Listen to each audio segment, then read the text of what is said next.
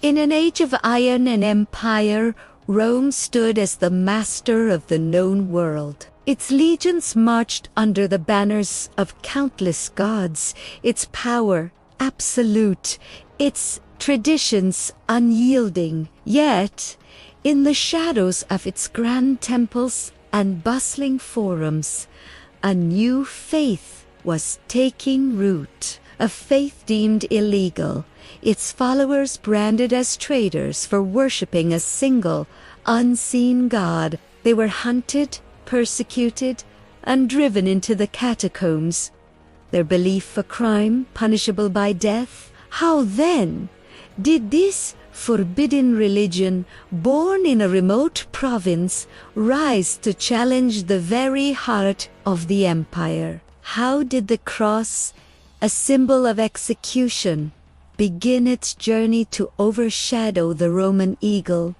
even before one emperor's fateful vision changed everything? The story is not one of a single miracle, but of a quiet, relentless revolution that had been building for generations. Long before the year 312 AD, the whispers of Christianity had spread far beyond secret gatherings in torch-lit underground tunnels. The message of hope, community, and eternal life resonated in a world weary of endless war and political decay. It crossed social divides, attracting not just the poor and the marginalized, but also those in the corridors of power. Roman soldiers, sworn to the emperor and the gods of Rome, found solace in the teachings of Christ. Wealthy merchants, traveling the empire's vast network of roads, carried the faith with them to distant lands.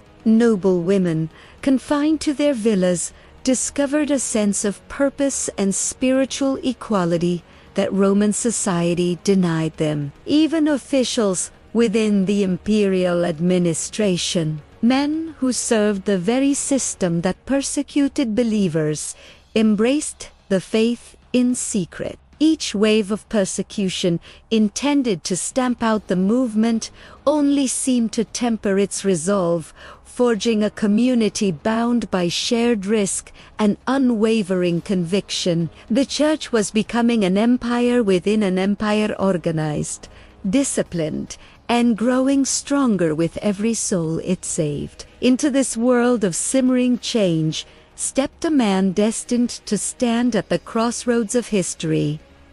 Constantine. He was not a devout Christian from birth. He was a soldier, a politician, a ruthless contender for absolute power in an empire tearing itself apart. The Rome he sought to conquer was a fractured realm, plagued by decades of civil war between rival emperors. Its economy was failing, its borders were under constant threat, and its people had lost faith in the old gods, who seemed to have abandoned them. Constantine, ruling his territories in Gaul and Britain, was a shrewd observer. He saw the Christians in his lands not as a threat, but as a potential source of stability. They were numerous, organized, and fiercely loyal. His own mother, Helena, was known to be deeply sympathetic to the Christian faith, and some of his most trusted advisors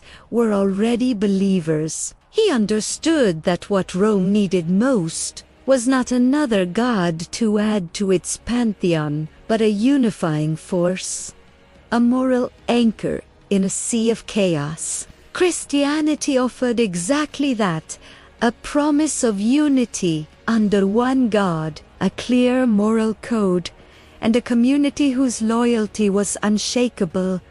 The stage was set for a collision of worlds. The moment of destiny arrived on the outskirts of Rome.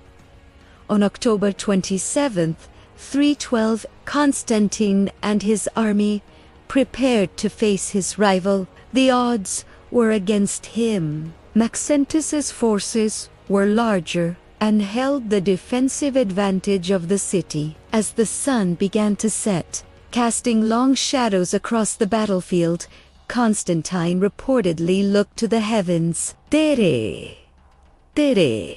He and his soldiers witnessed a sight that would echo through eternity, a luminous cross of light blazing above the sun. Inscribed upon it were the Greek words, which would be immortalized in Latin, as in Hoc Signo Vinces, "In this sign you will conquer." That night, Constantine dreamt that Christ appeared to him, commanding him to mark his soldiers' shields with a sacred monogram, the Chiro, formed from the first two letters of Christ's name. It was a symbol of a faith he barely understood, a gamble of epic proportions. The next day, his legions marched into battle not under the eagle of Jupiter, but under the sign of the cross. They fought with a ferocity and confidence that shattered the enemy lines. Maxentus's army was routed, and he himself drowned in the Tiber River while trying to flee. Constantine marched into Rome as its undisputed master. History often marks this victory as the moment Christianity conquered Rome. But the truth is far more profound. Constantine's vision did not create a Christian empire. It revealed the one that had already been growing in the heart of Rome for centuries. The victory at the Milvian Bridge was not the beginning of the story, but the dramatic climax of a long, silent transformation. The faith had already woven itself into the fabric of Roman life, from the barracks of the legions to the halls of the Senate.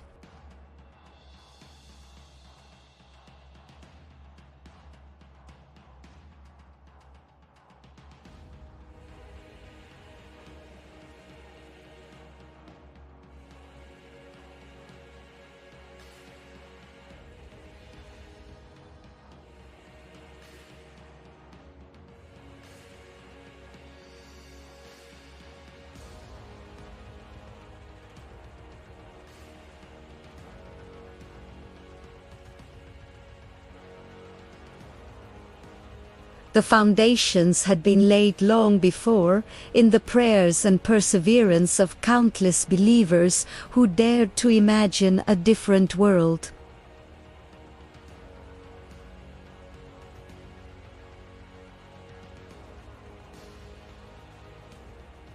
Thank you for watching. If you found this journey into the past enlightening, be sure to like, subscribe, and follow for more stories that shaped our world.